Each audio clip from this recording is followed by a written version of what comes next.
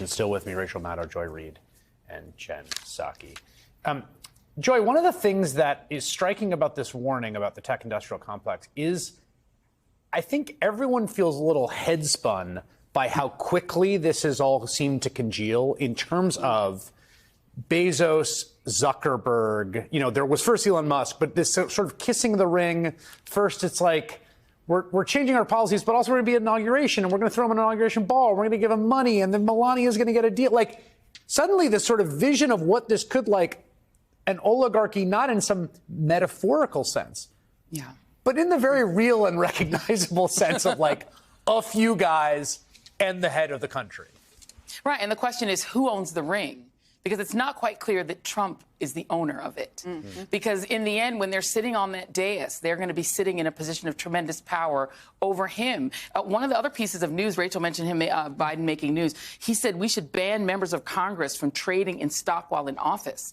One of the sort of dirty little secrets is the oligarchy was already here. Like America has sort of been hurtling toward oligarchy from the very beginning, when it was a few plantation owners and everyone else couldn't vote, right? Even, you know, white men without land couldn't vote. And we've been sort of trying to pull ourselves away from it. And the 20th century, which is the century that so offends Leonard Leo and Sam Alito and others, the 20th century was the era, the American century, when America pulled itself back from this notion of oligarchy to an incredible extent, invented a middle class. The things President Biden was talking about in that first 9 minutes, those are the things that the 20th century built when we beat back the robber barons and beat back the trust and established an income tax, which didn't exist until the 20th century, established women's rights, civil rights, immigrant rights. That's the 20th century. And these oligarchs, they've always been there. Who do you think was paying for, you know, Rush Limbaugh? He was a very wealthy man. Fox is owned by an oligarch. Who do they think is funding the Ben Shapiro and other podcasts? The oligarchy's been hidden in the background the whole time. And Biden is this pivot president as America is hurtling towards sort of falling in love with these rich tech gods, these tech bros. Then you have Biden sort of sandwiched in the middle of Trump. And Trump trying to go the oligarch way the first time with some hurdles, and then Biden offering this small pivot where suddenly labor is getting wins, right? Where he's standing on picket lines, where you're suddenly seeing unions come back, and you're seeing him say, no, we're going to build our bridges, our roads, stuff that regular folks can enjoy. You have this pivot, and then we're going back. He is that wedge that was between us and an oligarchy we've been hurtling toward for a very long time. The repeal of the 20th century is what's happening in this country. And Biden tried to hold the dam together. And now he's walking away, but he's saying you still have to try to hold the line. Jen, I think one of the defining features of the Biden presidency, which was on display in this speech, is the substantive success and the political shortcomings. You know, I mean, and I just say that as, you know, just a reference to the approval rating and, you know, what ended up happening in the election. How do you think about that? How do you think he thinks about it? How did you see that tonight on the speech? I know he is deeply frustrated about it. I think for good reason, that he has not received the acknowledgement of what he's accomplished economically and what he's done for the country as it relates to the climate agenda and a lot of progressive domestic policies. And I know you've talked about this, Chris. All of us have talked about this. And that is frustrating, which is why I also think it took a tremendous amount of self-restraint not to use this speech as an opportunity to tell the country all of the things that he did for the progressive domestic policy agenda.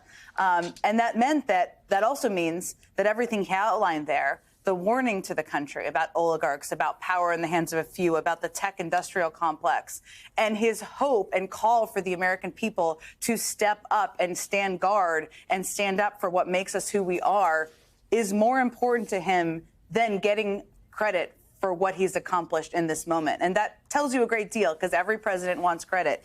They did have one line in here, Chris, where he said it's going to take some time to feel the impact. The seeds are planted, which is how they have been messaging. And I think there is a truth to this in the sense that inflation numbers are coming down, and a lot of these projects and infrastructure projects are going to be built over the next couple of years. that's a challenging legacy thing to talk about because we all know Donald Trump is going to show up with a bunch of his friends and he's going to take credit for big bridges that are being built that are hiring hundreds of people, even though he railed against these bills. So that is a tremendous challenge. The last thing I just wanted to say, just as I was listening to Joy, and Alex made this point, I think is an important one. It's not just Trump that is the cause of the rise of the oligarchy. We've all talked about this, I know, and Rachel's been the leader, as in of all things, on this point. I mean, J.D. Vance is like the Manchurian candidate of the tech industrial complex. He is 40, 41 years old, however old he is, he's young, and he is the future. Ben Shapiro is the future. Elon Musk, all of them are yes, they're betting on Trump because he's going to be president, but let's not be naive here. They are betting on the MAGA expansion and all aspects of that is even beyond a incoming president who is 80. I will say, Rachel, one thought I had, and I'm curious what you think here. It's interesting for me to Biden to name this, and we're all going to see it on display on the 20th, right? So you will see Sam Altman and Jeff Bezos, if things go according to reporting, and Mark Zuckerberg and Elon Musk up there. I think as ominous as it portends for American democracy along the lines of the president's warning, there is something usefully clarifying about it. Mm-hmm. And there's something usefully clarifying in Joe Biden calling it out, which is to name what is happening in front of us and name it for the purposes of political action by citizens. Mm-hmm. Yeah, I mean, I continue to think that the most important thing that President Biden did tonight was name this thing, but also connect it to why it matters and why it's a bad thing. Because one of the things about capitalism in general, one of the things that's also true about oligarchic societies is that one rational way to react to seeing the richest man on earth and all of these multi-billionaires with all of this power is to think, cool, I want to be like that. Yeah. And to think like, oh, those cool guys who I want to be like, look, they're being brought into the government. That's cool. And what the important thing that President Biden was trying to convey tonight is when he said what this is doing is it is enabling abuse of power. Even after he talked about the Statue of Liberty thing, before he even gave his warning, he said we need the courage to stand up to abuse of power. And the warning about oligarchy and the concentration of power and wealth in this extreme way that we're seeing in this very small number of people is to abuse power. And when power is abused, regular people get hurt. Everybody other than the very small number of people at the top get hurt. It means your government doesn't work anymore. Not only does it not work for you, which it probably isn't doing anyway, it doesn't work, period, because it's to serve their interests anyway. People who are in business, people who are entrepreneurial, people who want to build things. Yes. You're not going to get to keep them if there are oligarchs who are interlinked with government power who are going to control both the economy and the government. It means you either need to be related to somebody named Trump or you need to be part of an oligarchic unit to be able to get anything from the government, and everybody else in government is disserved by it and stolen from in order to support that.